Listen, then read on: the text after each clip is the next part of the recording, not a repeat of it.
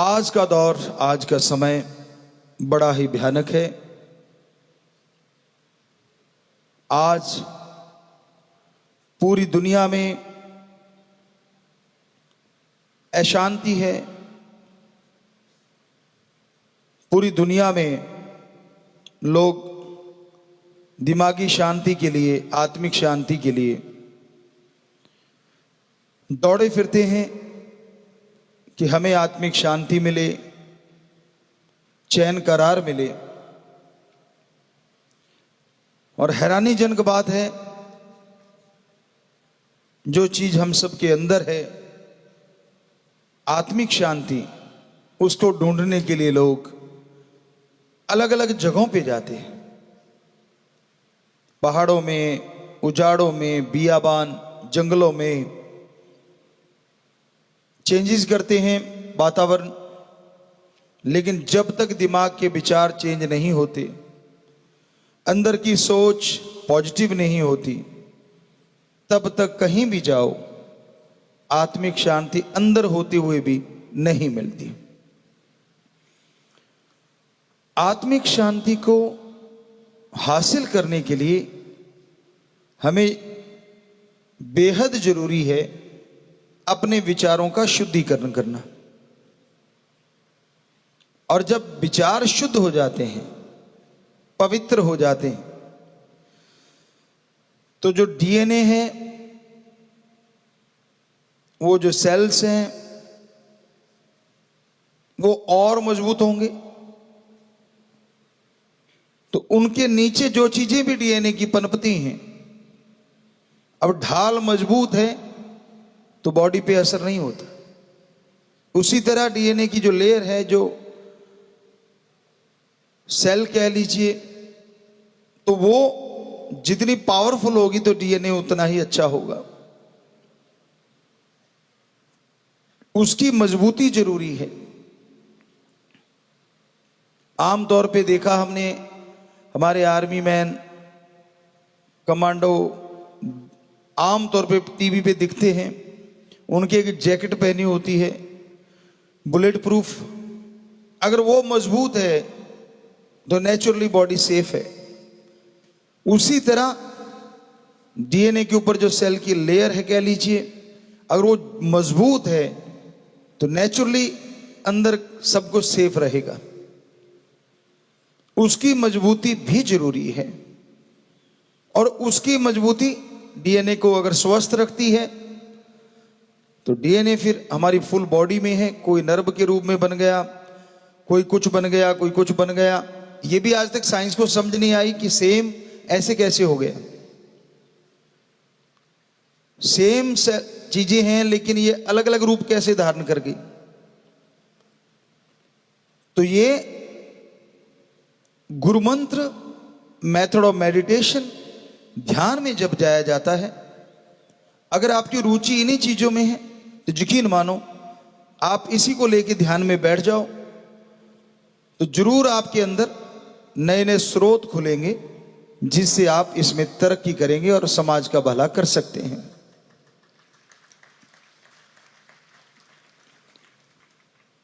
क्योंकि पॉजिटिविटी आज पूरी दुनिया के लिए बहुत बड़ी जरूरत है।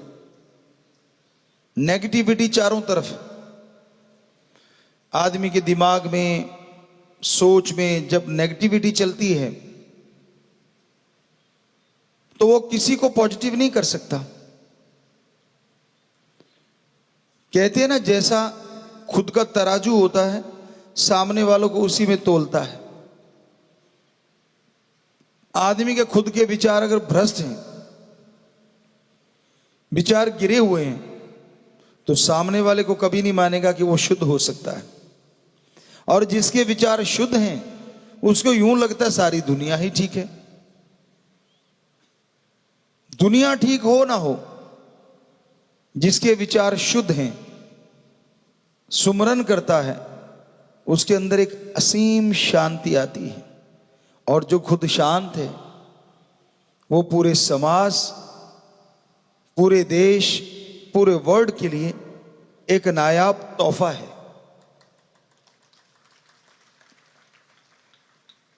आप अच्छे लोगों की सोहबत करेंगे, ऐसे लोगों की सोहबत करेंगे तो पॉजिटिव रेज आपकी तरफ आएंगी,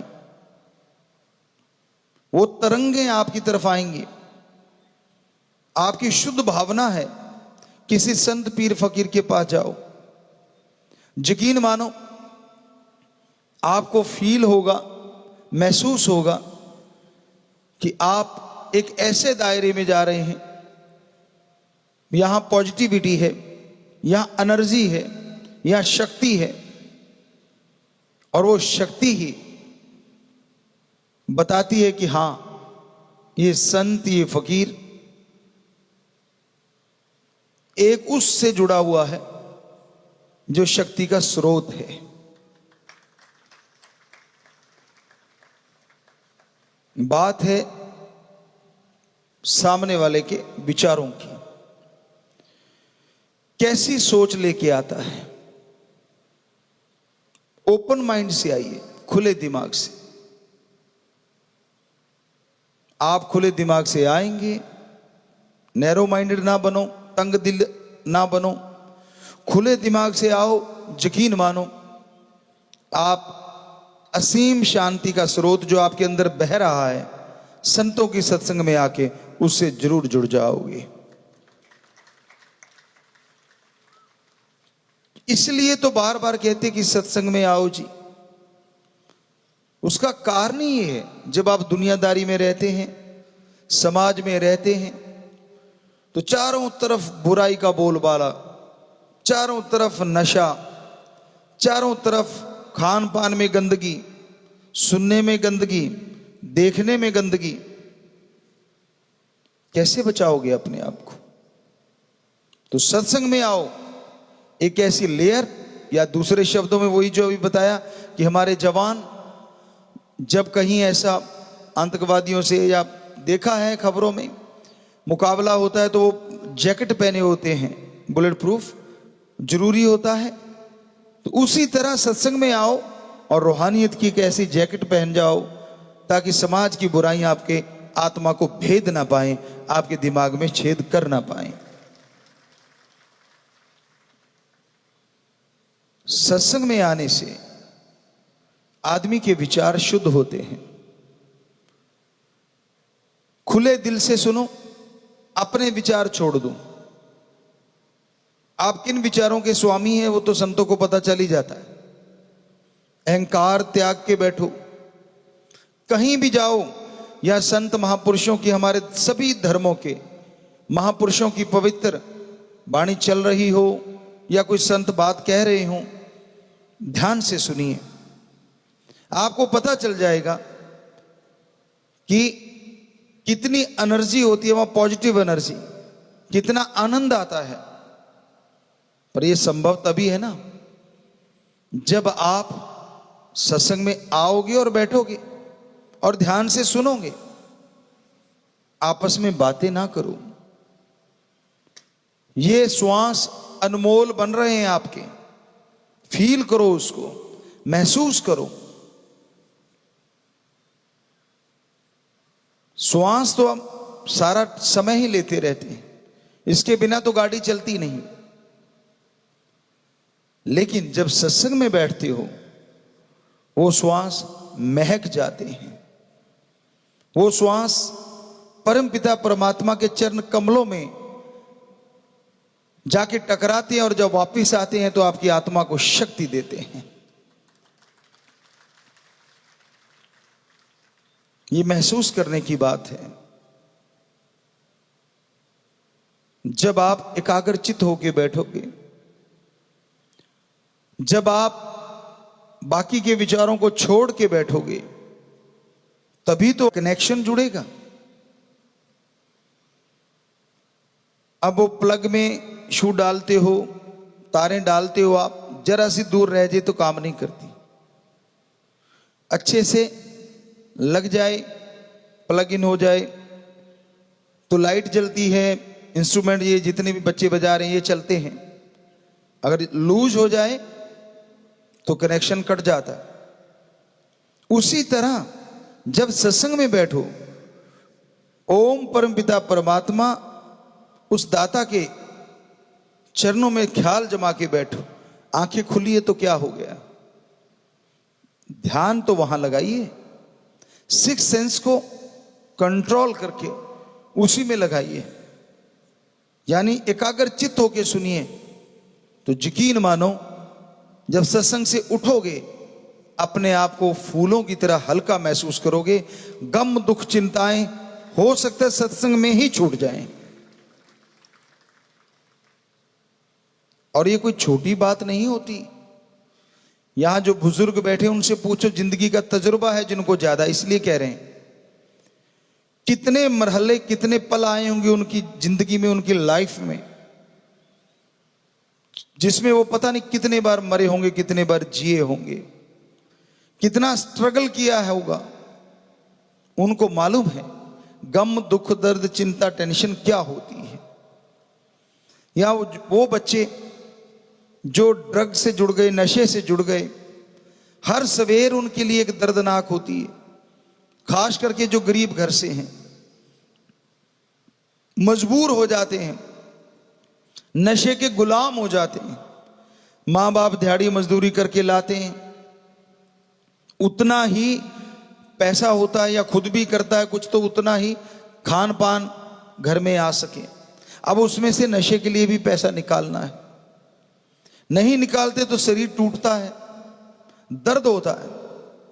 तो कितनी बेचैनी होती है उन बच्चों को, कितने तड़पते हैं बेचारे।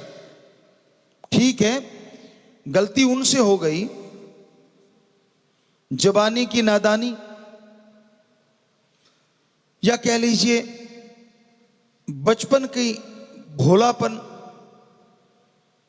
उन पे हावी हो गया, यार दोस्तों की सोहबत बुरी मिल गई, संग बुरा मिल गया और वो नशे में पड़ गए। पर ये तो कोई उनसे पूछे कितना दर्द होता है उनके, क्योंकि मेंटलिटी बन गई है ऐसी कि ये नहीं लूंगा तो दर्द होगा, ये नहीं लूंगा तो शरीर टूटेगा, नशा नहीं करूंगा तो मैं मर भी सकता हूं। तो दिमाग ऐसी चीज है जो आप सोचते हैं ना उसे क्रिएट कर देता है। एक बात पहले भी आपको बताई थी कि कहीं पे कोई रिसर्च किया गया कि कई देशों में ऐसा है वहां इच्छा मृत्यु मिल जाती है। मान लीजिए कोई भयानक बीमारी हो गई तो वो कोर्ट में कानूनन जाते हैं और वो इच्छा मृत्यु उनके लिए कह दी जाती है, या कानून पास हो जाता है कि ठीक है भाई तू इच्छा मृत्यु का हकदार है। कोई ऐसी भयानक बीमारी होगी, रोज तड़फ रहा है, तो वो चाहता है कि मैं अपनी मर्जी से मरना चाहता हूं, तो उसको परमिशन मिल जाती है। तो ऐसे किसी इंसान को कहते हैं परमिशन मिल गई। तो डॉक्टरों ने कहा तू मरने जा रहा है, साइंटिस्ट कहने लगे तू तो मरने जा रहा है, तो हम एक प्रयोग करना चाहते हैं। कहने लगे क्या? कहते ये कोबरा है, एक सांप दिखाया, बजाय इंजेक्शन लेने के क्यों ना इससे आपको डसवा दें, आप मरोगे भी और हम रिसर्च कर लेंगे, हमें पूरा पता चलेगा कि इसका जहर कैसे कैसे असर करता है और समाज के लिए आप जाते जाते कुछ भला कर जाओगे। तो वो मान गया। कहते तेरी आंखों पे पट्टी बांध देते हैं क्योंकि सांप को काटता देख के तू और ज्यादा डरेगा। कहने लगा ठीक है कोई बात नहीं, बांध दो। कहते उसकी आंखों पे पट्टी बांध दी। वो जो जहर का इंजेक्शन या जैसे भी मौत देते थे उसकी बजाय कहते सांप से कटवाएंगे।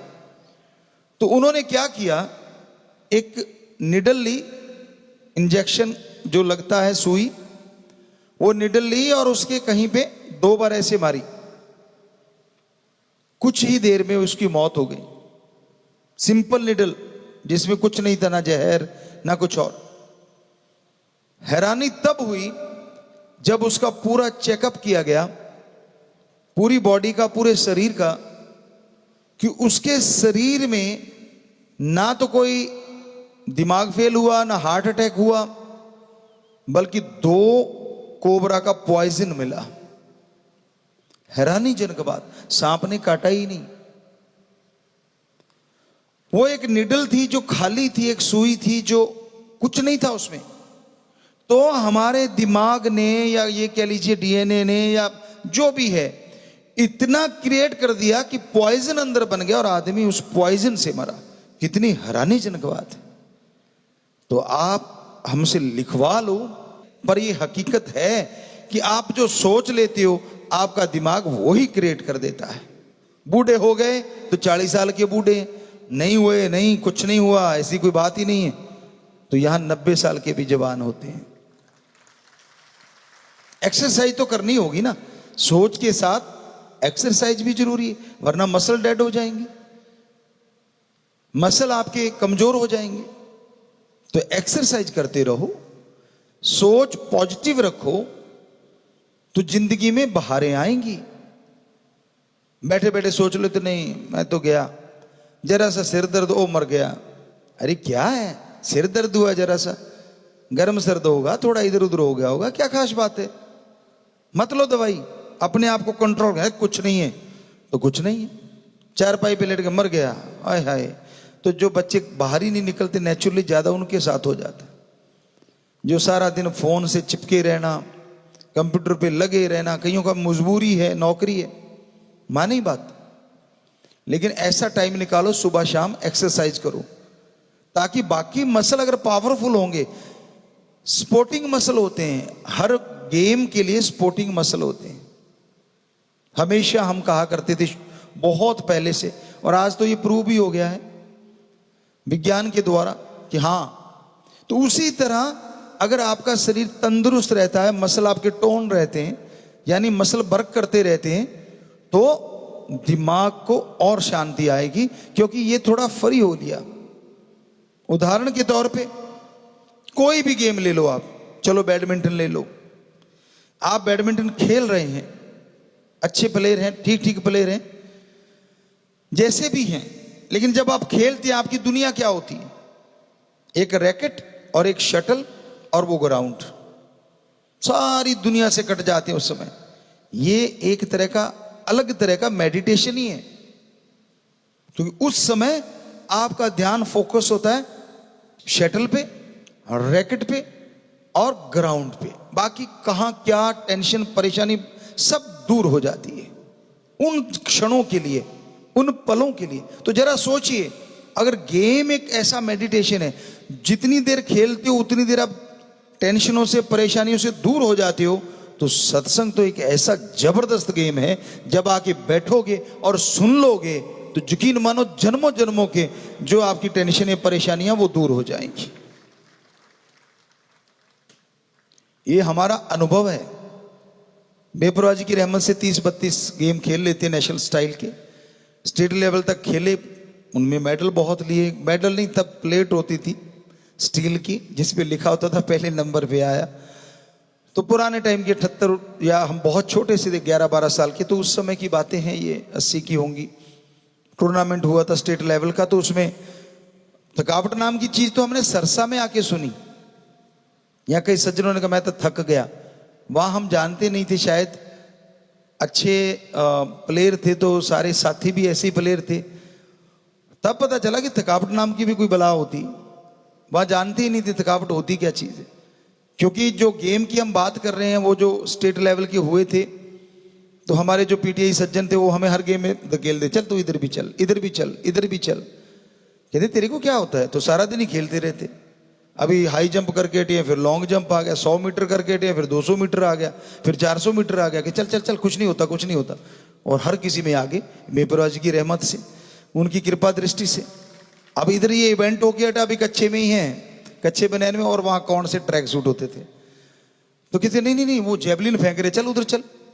अब गेम सारे खेले होते थे पहले, वो जेवलिन पकड़ी, उसको फेंका, ये पहले में पार हो गया काम, चल चल चल उधर, वो डिस्कस चल रहा है, वो डिस्कस थ्रो कर दिया। तो मतलब कहने का शॉर्ट पुट कर दिया। तो साथ साथ गेम होते थे, तो फटाफट एक पहले वाले में काम हो जाता था बेपरवाह जी की रहमत से। वो कहता मैं आवाज दे दूंगा, पीटी कहता कोई और आगे निकल गया ना तो तीसरा फेंक लेना, दूसरा फेंक लेना, 2-3 होते थे। तो इस तरह से वो कहने का हमारा मतलब, हम कोई बड़ाई अपनी नहीं कर रहे, राम जी की कर रहे हैं, हमारे शाश्वत नाम जी की कर रहे हैं, जिन्होंने ये शरीर बनाया। तो बनाया तो आप सबका भी उस परम पिता परमात्मा ने है, लेकिन आपने तो अपना एक अलग तरह का बना रखा है। कुएं के मेंढक बने बैठे हैं, तंग दिल है, सोच गड़बड़ कर जाती है, नहीं मैं मर गया, मैं लुट गया, मैं बर्बाद हो गया। बस क्यों भाई, लुटने को क्या तेरे हीरे चले गए? कुछ नहीं गया, जरा सी तकलीफ, जरा सा कुछ हुआ, इस शरीर को मजबूत इतना कर लो कि वो तकलीफ आने से भी डरे मैं किसके पास आ गई, इसको तो कोई असर ही नहीं हो रहा। तो ये दिमाग का खेल है। जिंदगी यहां से और ये डीएनए से, सत्संग में आने से डीएनए पावरफुल होता है, क्योंकि पॉजिटिविटी जब आती है ना, तो जितने भी सेल्स हैं वो हमारे मजबूत होते हैं और उनके नीचे पनपने वाली सारी चीजें स्ट्रांग होती चली जाती हैं। तो इसलिए हम बार बार कहते रहते हैं सत्संग सुना करो। अब आप आए होंगे, पता नहीं घरों से कितनी परेशानी या कोई मुश्किलें, हालांकि हमारे सत्संगी बच्चे जो सुमरण करते और बचनों के पक्के और दृढ़ यकीन है, बहुत कम रह गई होंगी ये मुश्किलें परेशानियां, नाम मात्र, वो भी सुमरण ना करने की वजह से, वचनों पे पूरा अमल ना करने की वजह से। वचन को वचनों की तरह मानो।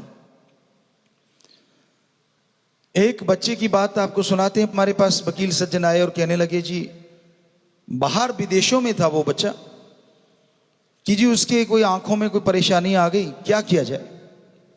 वो भारत में भी आना चाहते हैं या आ रहे हैं, तो क्या वहां दिखाएं? वहां के डॉक्टर कह रहे हैं ऑपरेशन होगा, ये होगा, वो होगा। तो क्या किया जाए गुरुजी? तो हमने कहा बेटा उनको बोलना इंडिया में आ रहे हैं तो फलां फलां डॉक्टर को दिखा लें, बस दिखा लें। तो वो बच्ची वहां से आई और इंडिया में आई, तो पूछा उससे वकील सज्जन से क्या कहा है? कहते गुरुजी ने ये कहा है कि आप जाके फलां फलां डॉक्टर को दिखा लो।